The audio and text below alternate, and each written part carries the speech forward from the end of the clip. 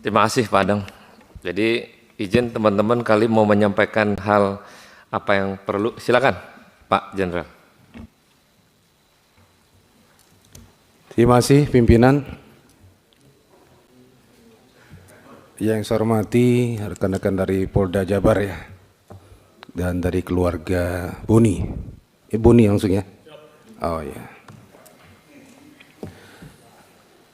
Kalau saya gambarkan yang di depan saya ini Pak Polisi semua ini adalah sistem ya, sistem yang dibangun.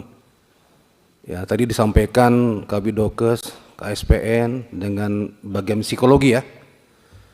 Siapa Mbak Polwan nih? Siap, izin Ibda Feran. Sarjana psikologi. Sarjana psikologi. Ya. Dan keluarga daripada Boni. Saya pernah jadi polisi aktif. Terakhir Kapolda, saya pernah berkunjung ke SPN ya, Sekolah Polisi Negara. Saya selalu ingatkan kepada SPN, seluruhnya dari mulai KSPN-nya sampai OB-nya sekalipun ya, kumpul semua di aula. Saya ingatkan kepada mereka, hal yang suka dilupakan. Saya katakan, ingat, itu siswa yang kalian sedang gembleng didik, itu punya orang tua. Punya saudara, punya bibi, punya paman. Mereka berjuang masuk polisi dan diterima, dan ada kebanggaan di diri mereka, baik si anak itu sendiri maupun keluarganya.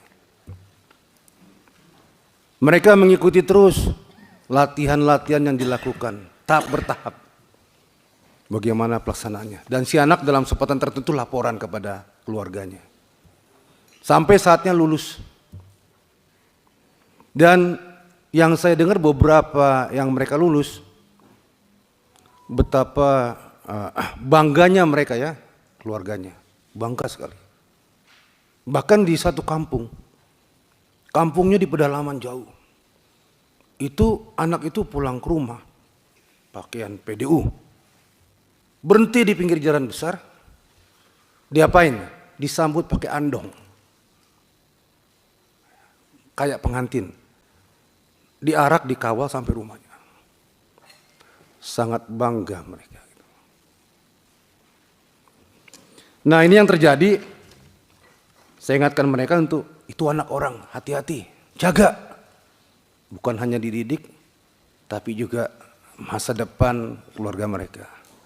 Nah yang terjadi pada Boni, saya melihat di sini, ini dianggap ya, dari pemeriksaan dan sebagainya, mentalnya dianggap di bawah passing grade. Nilai standar 65, yang harus lulus nilainya 62. Mental. Mental ini didapat daripada pemeriksaan yang sudah ada ya, seperti dia sakit. Sakit itu ada faktanya. Nah, kadangkala dalam fakta sakit itu si pembina, temannya, dan yang lainnya menganggap ini ada unsur nyakit juga.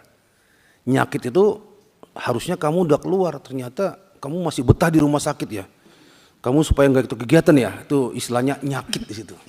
Nah itu dikatakan biasanya ini mentalnya kacau nih anak ini gitu. Ini penilaian asumsi ya. Nah, kemudian yang kedua masalah kehadiran di lapangan maupun di kelas yang melebihi ambang batas yang direkomendasikan.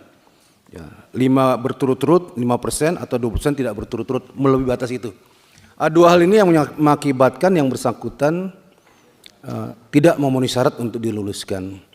Saya lihat prosesnya sudah betul semuanya, sudah mengacu kepada ketentuan, ya, peraturan, ketentuan, SOP dan lain-lain. Namun di sini kita kembali kepada yang awal tadi yang saya bilang di awal, ini anak orang, ini masa depan orang, ini kebanggaan orang. Ya, coba kita kembali kepada diri kita, anak kita juga ada, keluarga kita juga ada. Ada wise di situ, ada kebijakan di situ, bukan hanya sekedar SOP atau ketentuan atau peraturan. Ada kasih sayang di situ.